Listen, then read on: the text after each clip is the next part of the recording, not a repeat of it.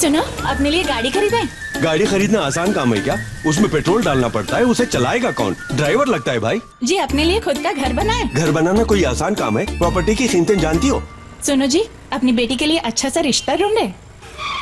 अब तो ये बहुत आसान हो गया। ये आप बोल रहे हैं? मैं अपने से नहीं, इन पर भरोसा करके बोल रहा हूँ। हम जो चाहते हैं ये बिल्कुल वैसा ही करेंगे।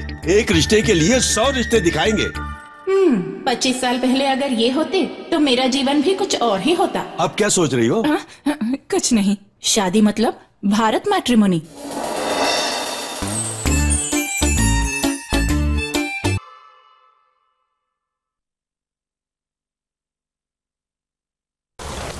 হ্যাঁ একটা গাড়ি কিনলে কেমন হয়? গাড়ি শুধু কিনলেই হবে? পেট্রোলের খরচা কে দেবে? গাড়িটা চালাবে কে? ড্রাইভার রাখতে হবে। হ্যাঁ গো, আমরা বাড়ি বানালে কেমন হয়? তোমার মনে হয় বাড়ি বানানো খুব সোজা? জমির দাম কত জানো? শোনো, আমাদের মেয়ের জন্য একটা পাত্র দেখানো গো।